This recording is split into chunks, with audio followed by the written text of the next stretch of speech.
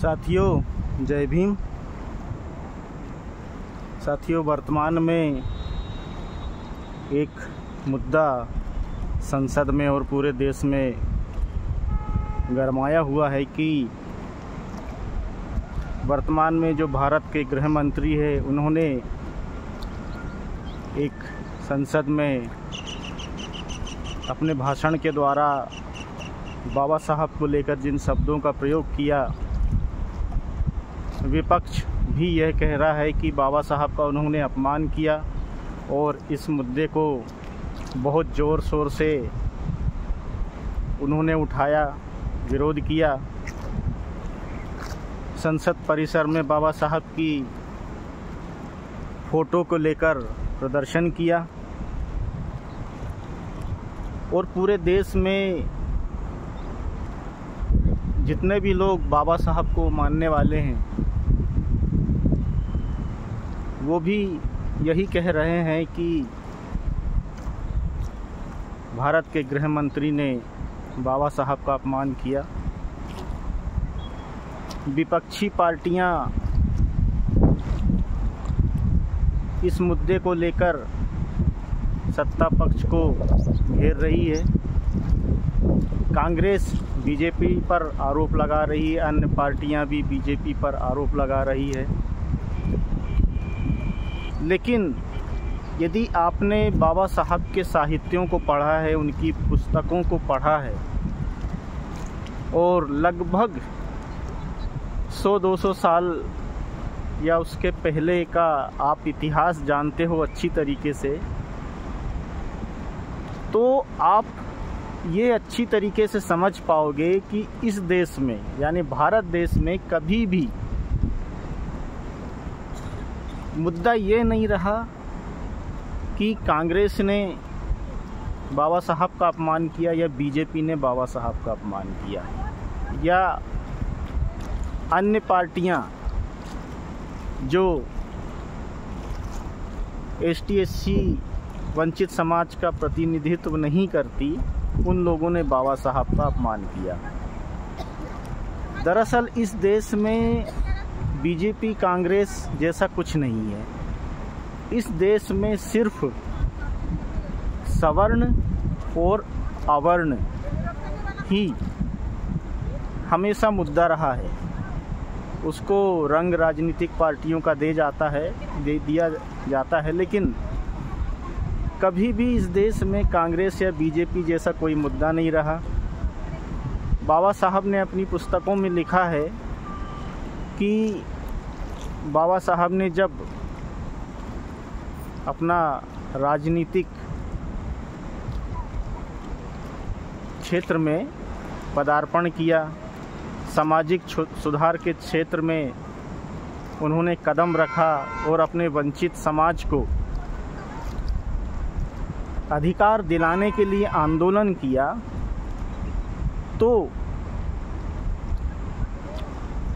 उस दौरान भी बीजेपी तो नहीं थी, लेकिन कांग्रेस का अस्तित्व आ चुका था और कांग्रेस में भी बाबा साहब के बहुत विरोधी थे। लेकिन वो कांग्रेस विरोधी थे, पार्टी विरोध कर रही थी ऐसा नहीं था। उसमें भी जो लोग हिंदुत्व कट्टरपंथी थे, जो लोग हिंदू धर्म के कट्टरपंथी थे कहा जा सकता है, या जो ब्राह्मण या उच्च जाति के उच्च वर्ण के लोग थे कांग्रेस में पदाधिकारी या कार्यकर्ता, वो लोग विरोध करते थे। वो लोग विरोध किस कारण करते थे? वो लोग विरोध करते थे कि धर्म के अनुसार या धर्म शास्त्रों के अनुसार यह चीज़ सही नहीं है या वो चीज़ सही नहीं है। आप देखिए,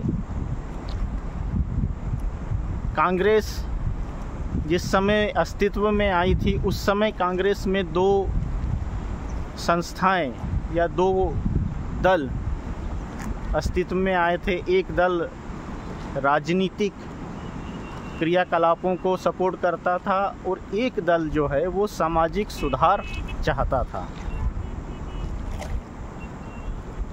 उस समय भी बाबा साहब का बहुत विरोध किया जाता था, क्योंकि बाबा साहब अपने वंचित वर्ग को अधिकार, समानता का अधिकार, शिक्षा का अधिकार, न्याय का अधिकार आदि सभी अधिकार दिलाना चाहते थे।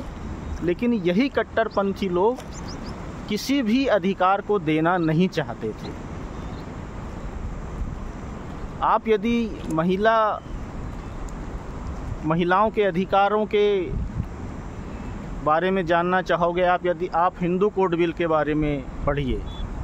हिंदू कोड बिल का जिन लोगों ने सबसे ज़्यादा विरोध किया था वो यही हिंदू कट्टरपंथी लोग थे। इन्हीं लोगों ने सबसे ज़्यादा विरोध किया था, जबकि उस समय नेहरू के कहने पर ही बाबा साहब ने हिंदू कोड बिल को तैयार किया था। नेहरू ने उन्हें कहा था कि आप अपने तरीके से इस बिल को तैयार कीजिए, हम इसे संसद में पास करेंगे। इसलिए बाबा साहब ने उसमें दिन रात मेहनत की और उस बिल को इतना सशक्त बनाया कि भारत की महिलाएं, खासकर हिंदू महिलाएं, पुरुषों के बराबर समानता का अधिकार प्राप्त कर सके। लेकिन कांग्रेस में भी इन्हीं ब्राह्मण हिंदू कट्टरपंथियों का उस समय कब्जा था कहा जाए, या अधिकता थी कहा जाए। इन्हीं लोगों ने उस बिल को समय पर पास नहीं होने दिया था। यदि वो बिल उसी दौरान पास हो चुका होता तो वर्तमान में जो महिलाओं की स्थिति है वो और भी अधिक सशक्त हो चुकी होती। लेकिन बाद में कई टुकड़ों में लास्ट बिल तो शायद 2006 में पास किया गया, जो उसी का एक अंश था। कुल मिला के मैं ये कहना चाहता हूँ कि इस देश में कांग्रेस बीजेपी जैसा कुछ भी नहीं है।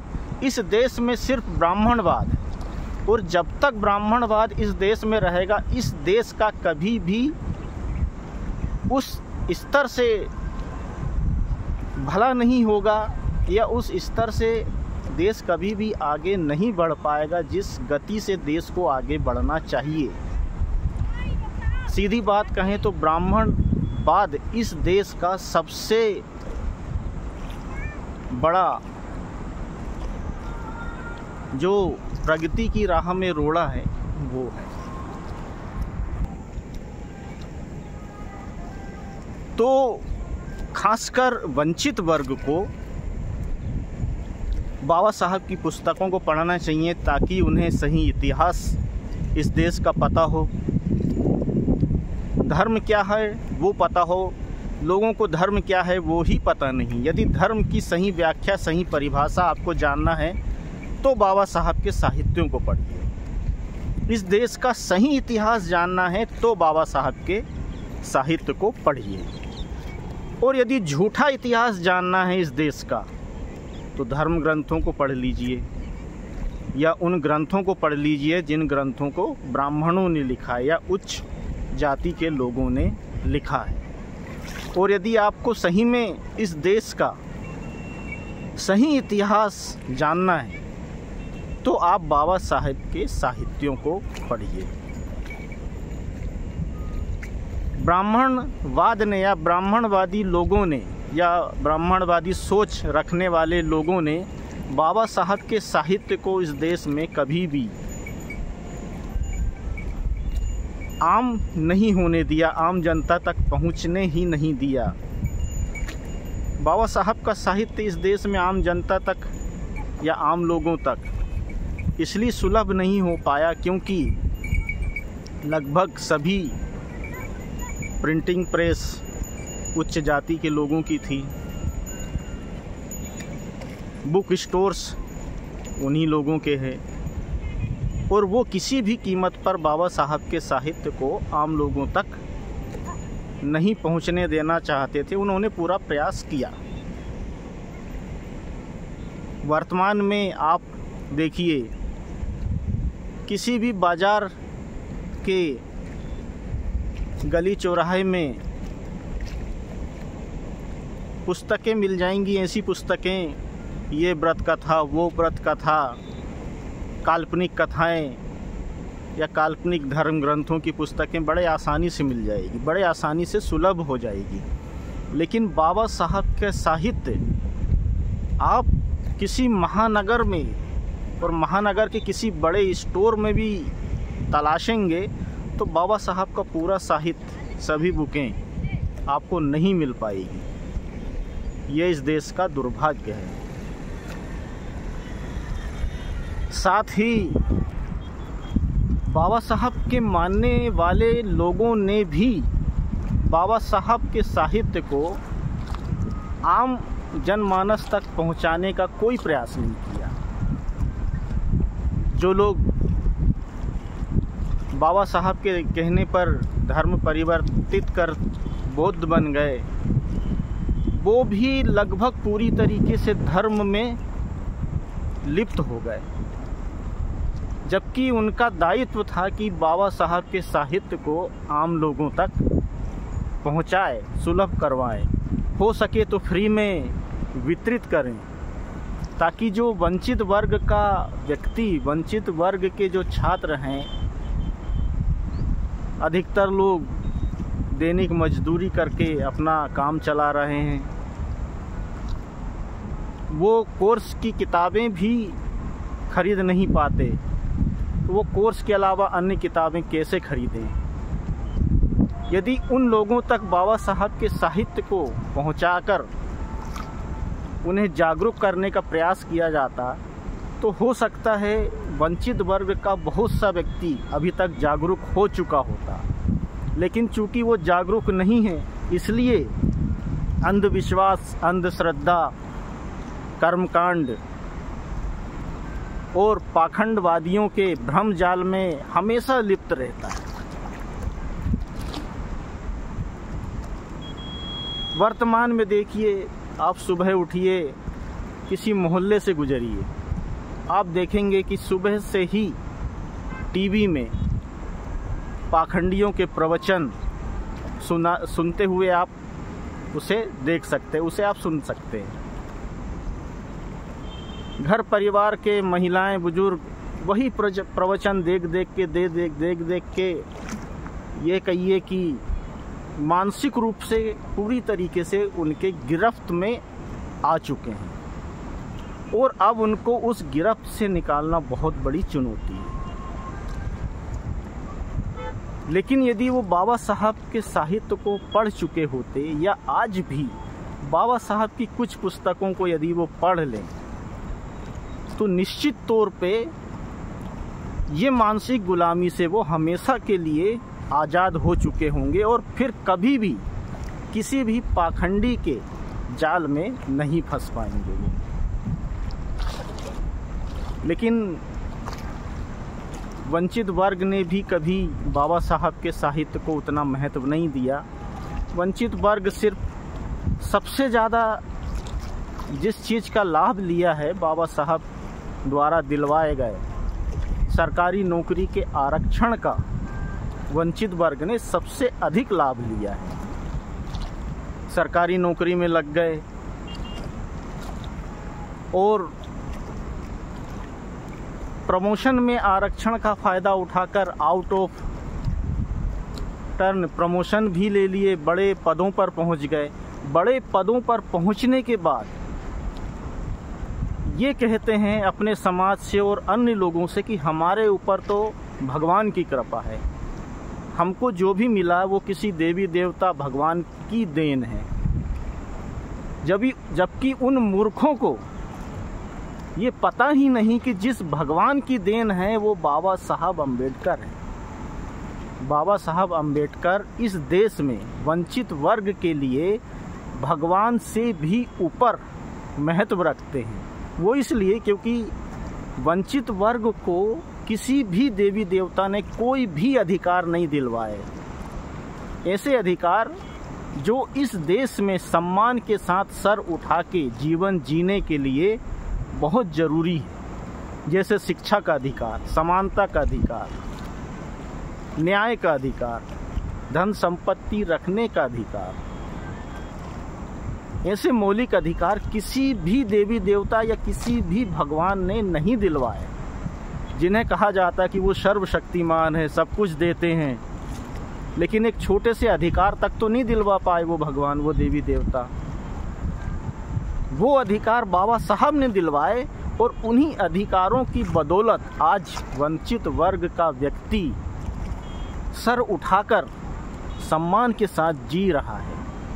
चाहे वो किसान वर्ग हो, मजदूर वर्ग हो, नौकरी पेशा वर्ग हो, व्यापार से जुड़ा व्यक्ति हो, राजनीति से जुड़ा व्यक्ति हो। राजनीति से जुड़ा व्यक्ति भी जिन सीटों पर रिजर्वेशन होता है एसटी एससी पर, उन्हीं सीटों पर वो खड़ा होता है। आप किसी जनरल सीट पर देखिए, आपको जो जनरल वाले जनरल सीट पर खड़े होने ही नहीं देंगे।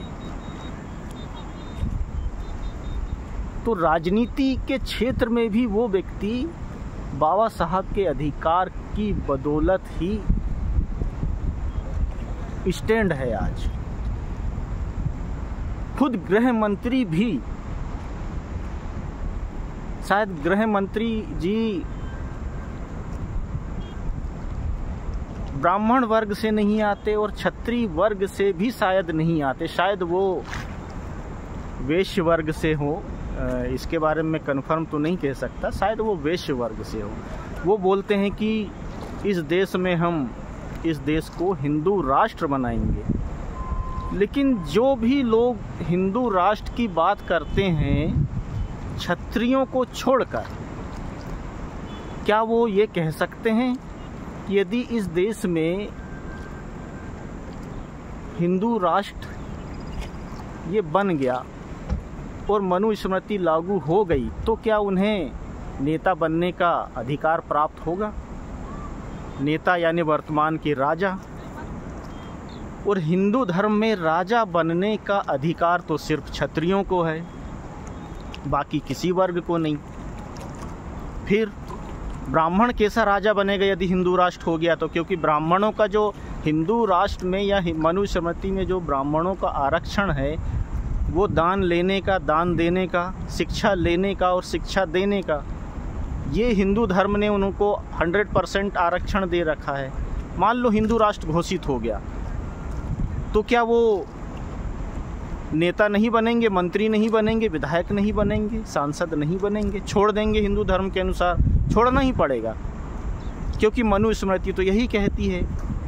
क्योंकि हिंदू धर्म के अनुसार, मनुस्मृति के अनुसार राजा बनने का अधिकार सिर्फ क्षत्रियों को है, ब्राह्मणों को नहीं है, वैश्यों को भी नहीं है, शूद्रों का तो है ही नहीं।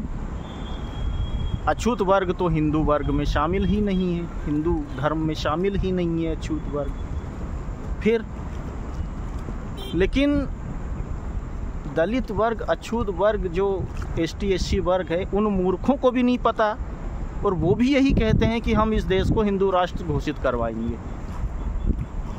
ये बड़े आश्चर्य की बात है। ब्राह्मण भी कहता है कि करवाएंगे और ब्राह्मण को पता ही नहीं कि हिंदू धर्म में तो उन्हें राजा बनने का अधिकार नहीं है, जबकि इस देश में सबसे ज़्यादा प्रधानमंत्री जो बने हैं वो ब्राह्मण बने हैं। फिर क्या ब्राह्मण प्रधानमंत्री बन सकता है इस देश का यदि मनुस्मृति और हिंदू राष्ट्र ये घोषित हो गया तो? शायद हमारे देश के लोग इन मुद्दों पे कभी सोचते ही नहीं है, गहराई से सोचते ही नहीं है कि यदि हो गया तो क्या होगा, नहीं है तो क्या हो गया। बाबा साहब हिंदू राष्ट्र के बहुत विरोधी थे, घोर विरोधी थे। उन्होंने एक स्टेटमेंट भी दिया कि इस देश को यदि हिंदू राष्ट्र घोषित कर दिया गया तो इस देश का बहुत बड़ा दुर्भाग्य होगा। वर्तमान में ही हमारा देश विश्व के विकसित देशों से लगभग 50 साल पीछे चल रहा है। जिस दिन हिंदू राष्ट्र घोषित हो जाएगा उस दिन हम 100 साल पीछे चले जाएंगे, ये मानकर चलिए। तो साथियों, वर्तमान में जागरूक बनने की बहुत आवश्यकता है, क्योंकि आपको ब्राह्मणवादी लोगों ने, पाखंडी लोगों ने पूरी चारों तरफ से घेर लिया, हर तरफ से घेर लिया। आपका जागरूक होना बहुत आवश्यक है, नहीं तो आपकी पीढ़ियां बर्बाद होगी, ये तो निश्चित है।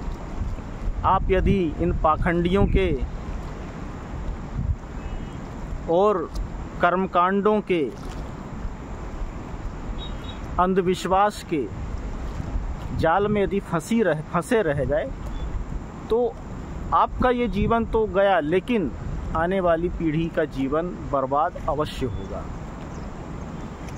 इसलिए जागरूक बनिए, अपने बच्चों को जागरूक करिए, अपने समाज को भी जागरूक करिए, और जागरूक होना है तो बाबा साहब के साहित्य को पढ़िए। जय भीम।